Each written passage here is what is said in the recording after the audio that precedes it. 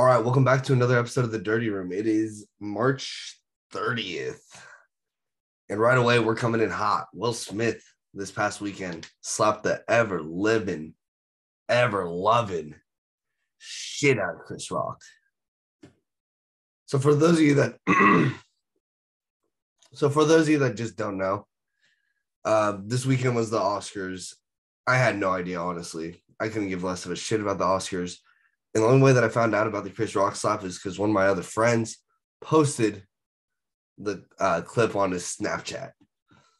But yeah, this past weekend, it was the Oscars. Chris Rock was announcing, or was he hosting? I don't know if he was just announcing an award or if he was actually hosting the event. But anyways, he was up on stage cracking a few jokes. He gets to Will Smith and Jada Pinkett, makes a G.I. Jane joke. And Will Smith at first was like kind of chuckling along with it. And then I could tell he looked over at Jada, who just did not look happy. So at that moment, he decides he's going to stand up, walk his ass up on the stage, and with no hesitation, just cock back and slap the shit out of Chris Rock. And all he said was a G.I. Jane joke. Like, I get it. Dude's talking shit about your wife. She's been going through a lot recently with her disease where she now lost all of her hair. But after everything that Jada Pinkett's done to Will Smith, I would not. No, not me. I would not get up on that stage and slap the shit out of him and then get back and start yelling, "Keep my wife's name out your fucking mouth. Keep my wife's name out your fucking mouth." Like, when it first happened, I couldn't tell if this was real or not. I could tell that the slap was real, but I couldn't tell if the emotions were real. And the fact that he got up there again 10 minutes later to win his Best Actor award or whatever and have an entire meltdown on stage, it just makes no sense. It makes no sense. Because if he was really the best actor, holy fuck, I just have something stuck in my throat. We're not cutting this one. Jesus. Okay. If he was really going to win Best Actor, I would think that he'd be able to act like a civilized person and not rush up on stage to slap somebody in front of the entire country. Just act like it didn't bug you in the meantime. And then later, you don't have to act, and then you could slap the shit out of him off camera. But I'm not complaining. I'm not going to complain about it because that was probably the greatest moment in Oscar history. But I don't think I would ever go up on stage and slap Chris Rock for making a G.I. Jane joke about my wife that's openly been cheating on me. Couldn't be me. All right. So lately on the internet, or just on TikTok, there's been a debate going around on what is the straightest porn to watch. And I've already expressed my feelings on like porn, I guess, where it's, if you're not watching porn from a point of view perspective, you're just watching a cuck's point of view. So like if they're fucking on my bed over here and I'm the cameraman recording and you're watching from my view, that is just the cuck's POV.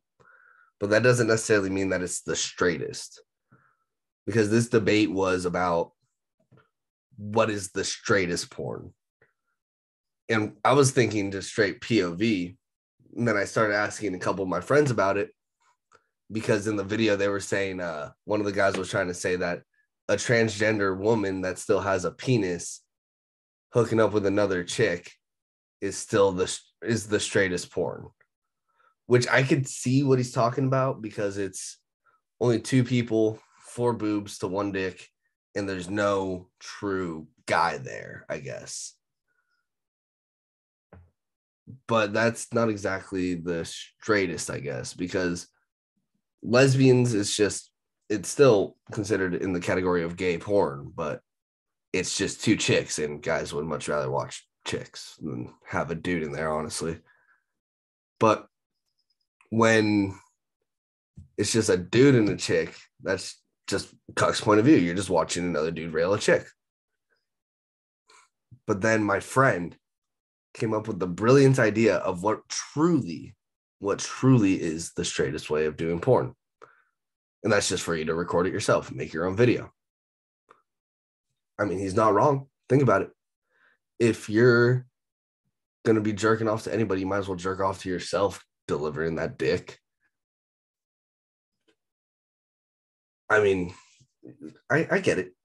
I get it, but don't act like you don't already try to look in the mirror anyways when you're throwing down some fucking donger. Because I've even done it. I don't like watching myself fuck, but even I like look over in the mirror and I'm like, oh, look at me go. That's only happened a few times though. Very few in between. But you know what? If I was to watch a porn, I would want to see my highlight reel. I would want to see my porno highlight reel. I mean, thinking about that concept of a porno highlight reel, that's already kind of a thing. That's just a compilation video. But I don't do guys have compilation videos? I know that chicks have compilation videos, but I've never like thought to look up Johnny Sins compilation videos just to see like the highlights of this dude like in his 9 careers just dropping dick. All right. Before I'm gonna just get off of this before it gets too weird. This past weekend I went out to spring break, or I went out to San Diego for spring break. Me and my friends stayed in Pacific Beach. We got an Airbnb a little less than a mile away from the beach. So we were just walking up and down the boardwalk all fucking weekend from Thursday afternoon till about Sunday evening.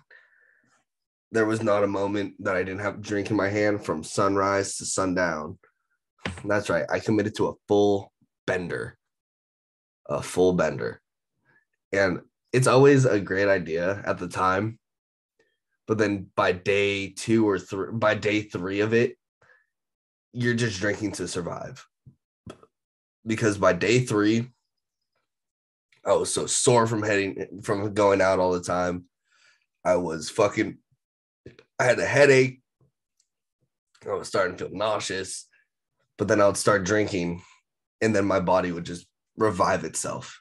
Because I always preach this, but I feel like not too many people believe me when I say, when it comes to alcohol, the poison is the cure. So if you feel really shitty after a day of drinking, just keep drinking. It only gets better. But yeah, so I decided I'm going to prolong the inevitable for about 4 days. So Thursday to Sunday, I'm drunk.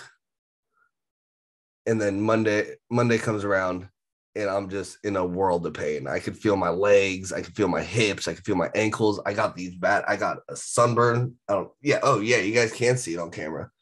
Look at that tan line. Look at that tan line right there between the tattoo and that. Wow, that is ridiculous. But you know what? I needed it. I needed a sunburn. I was going to be pissed if I didn't come back with a sunburn. Because when I went out there, I mean, I'm still white. I'm still super pasty, but I was next level white. I was almost Casper's friendly. I was like almost the ghost that Casper's afraid of type of thing. But yeah, we went out to bars. We met some people. It was pretty cool. But something that kept throwing me off was no matter what jersey or team that I was wearing, there was always somebody that would just like call out to me and be like, hey, go blah, blah, blah. Or like, oh, how are you guys looking this year? Or blah, blah, blah, blah, blah, blah, blah. Doesn't matter what. Like, I would wear an Atlanta Braves jersey. I would wear a Bulls Dennis Rodman jersey. I would wear this Boston Bruins hat. I would wear a Boston Red Sox hat. Didn't matter. People were just walking up to me and like talking to me like they knew me, which I was just like, I mean, I'll talk back friendly and everything because I'm not an asshole. But the entire time I'm just thinking, motherfucker, you don't know me. Why are you talking to me? But that was basically my entire weekend. It was just drinking, random people talking to me, and then getting sunburned. That basically sums up my weekend. I mean, my war with TikTok. My war with TikTok continues. So a while back, I talked about it in the podcast where I watched the UFC Masvidal versus Covington, and I made sure to tell Dana White, hey, I paid for the fight. I said it right here on the podcast. I said, don't worry, Dana, I paid for the fight. And I decided I'd post that clip on TikTok because why not? Let Dana know in the most ways possible. I paid for the fight. I go to check on that video earlier this weekend, and I find out that I had some community guideline restrictions. I don't know what it was exactly, but they decided that they're just going to pull the audio from my video. They didn't pull the video. They didn't even let me know that I had a guideline restriction. I just decided to go see the video, and I found out these motherfuckers took my audio. I just don't get where TikTok gets off because I'm not even posting shit that's like that bad or weird, and yet I see shit that's just so much worse. People that are actually like promoting like bullying or drug abuse or fucking whatever, sexism, misogynistic shit, racism, fucking. But I'm like, hey, Dana White, I paid for the fight. They're like, hey, fuck you. I'm starting to really get sick of fucking TikTok. Like the only reason why I use that fucking app is because I need to try to grow this shit. This shit's the only reason why I even try to use TikTok. Otherwise, I wouldn't even touch that fucking thing. Like, it's a creative nightmare because they literally just try to put you in a box and then throw you down the fucking river if you break one of their fucking guidelines. All right, so to wrap things up, we just hit the final four. The four teams are Kansas, Duke, North Carolina, and why am I blanking? Villanova. Villanova is just a team that always just escapes my mind for some reason. Like, I know that they're legit. They've got the most tournament wins in the past 7 years. But I'm like, I still see Villanova, and I'm just like, like who cares? But yeah, we've got Duke versus North Carolina, and then we've got Villanova versus Kansas. I took Kansas to win the entire thing before it even happened. So that is the one horse I am fucking riding at this point. I need Kansas. But I'm still just worried about the world of sports and their storylines because Coach K just got his, I believe, 100th win in tournament history or in the tournament in his coaching career. And now he's going on to face his rival, North Carolina, in the Final Four. I was saying it before, after North Carolina beat Duke in Coach K's last game in Chapel Hill, the only way that he could redeem himself is by winning the national championship. And he's only 2 games away. So with the storylines that are adding up, Coach K has a chance to get his 100th win this tournament, as well as win it to ride out on top. And then Duke fans, or not Duke fans, but then Coach K's legacy will just be salvaged. It'll be saved. Fucking, there's no way around it. Just the storyline of Coach K is a fairy tale. Or why do I keep saying tell? Fairy tale. It's going to be a fairy tale story because it's going to have the hero riding up to where everybody starts to hate him to, oh, fuck, he's still great, to, oh, he lost his final game against North Carolina. The internet's going to shit on him, to, guess what? Now I'm going to win the entire fucking thing.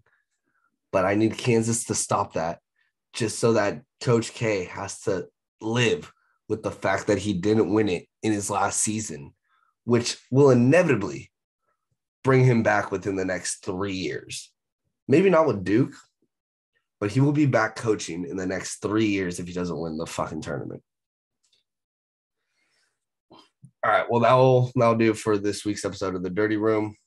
Make sure you like, subscribe, leave a comment. Make sure you follow us on Instagram, TikTok at the DB Network. Mostly Instagram. Fuck TikTok.